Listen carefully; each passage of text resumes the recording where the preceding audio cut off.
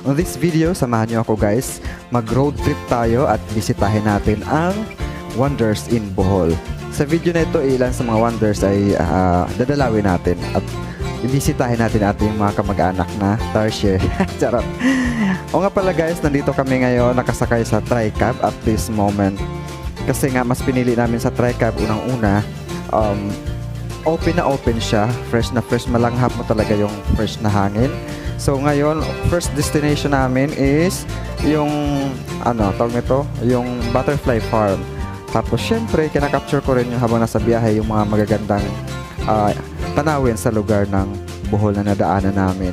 So doon sa may Butterfly, hindi na kami pumasok kasi punong-puno sila. Tapos masikip sa loob, pero nakita ko naman. So ngayon nandito na kami sa falls. Pababa kami ng falls. So ayan, kanding-kanding yan sa Bisaya. Ang ganda pala niyan guys pag ma-maintain mo yung alaga niya. So di ko akalain na yung nasa forest magiging bulaklak pagdating sa mga tourist spot.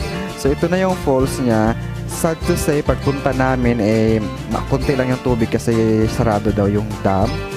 So pag open yung dam, malawak yung tubig, maraming tubig, is pwede kayong magbangka.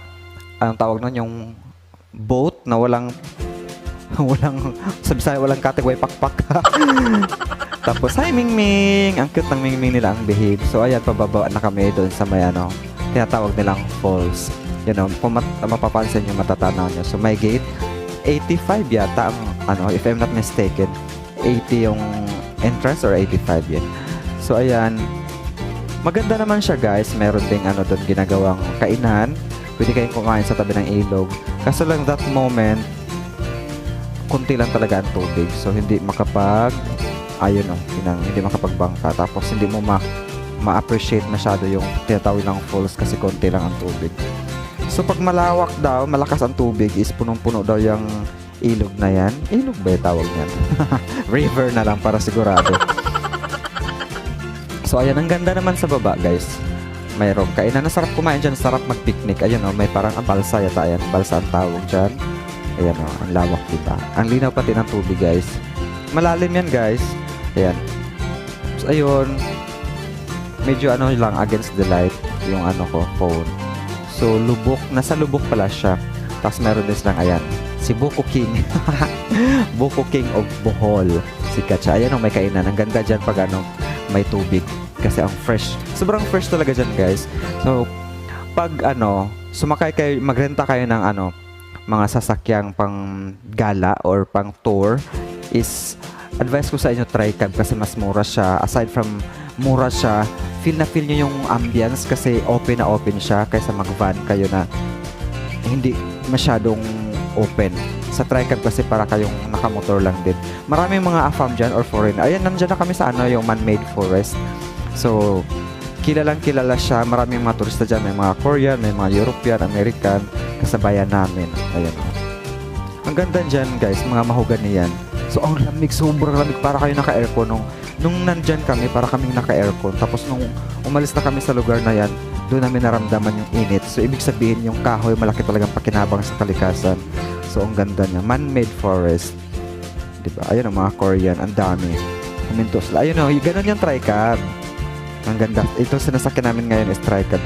Binabaybay namin yung man-made forest. So sobrang haba niya, sobrang lawak. Ang ganda. Maraming station dyan. Tawag doon station ba yung mga tao na nagbibigay ng service. Halimbawa, pictures, picture taking, or magpapasa daw sila ng mga copy about dyan sa man-made forest na yan. Sobrang ganda. Malawak, mahaba siya. So mahaba-haba yung binaybay namin. Yan. Yung may mga titinda. So ngayon, next destination, nasa na tayo? Kamag-anak natin, ang mga Tarsier. So bago kayo pumasok, may orientation kung anong bawal at hindi bawal. So sa lahat ng nandyan, timing na ako yung naka-tripod, which is bawal pala. So hindi ko pwedeng gamitin yung aking tripod. Nung una guys, akala ko ang lalaki ng mga Tarsier. Yun, patingnan nyo naman, ang liit lang. So parang wala pang isang dangkal yata. So ang liliit lang nila. Tapos pag pumasok kayo dyan, bawal mag-ingay. Bubulungan lang kami. Ayan tulog sila kasi araw. Ang Tarsier kasi is nocturnal sila. Sila yung mga tulog sa araw, active sa gabi. So hanggang alas 4 lang yata ang pwede ng 4:30 kasi pagdating na alas 5 gising na sila. Pero may isa kami na timingan dyan, siguro nagising kasi may nagbubulungan, tapos sabay-sabay magbulungan, so nakaka-create ng ingay. So gising siya, dilat yung mata niya. Ang cute ng mata niya guys, bilog na bilog, and malaki yung mata niya. So ang cute ng ano, ayan o, nandyan sila, ayan o. Madilim lang kasi ano, ayan o, yan, ang cute na. Tulog siya. Tulog yan siya. Para silang naka-nest. Parang sa bird nest. Ayan o. Ayan, ayan o, gising niya. Gising ba? Ayun ba ito yung gising? Parang yan nga yung gising. Dilat yung mata.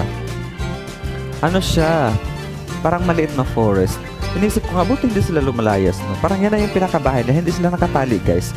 Tapos, ang nangyayari dyan, may daanan yan, iikot lang kami pagpasok, tapos babalik doon. Dalawang, bali one way, pagpasok nyo, tapos pag-exit, nandun sila sa mga gilid-gilid ng daanan. Ayan, no? Ang laki niya, tingnan. Pinofocus ko kasi hindi pwedeng malapitan. So, ayan, Bohol Tarsier Conservation Area. Ayan.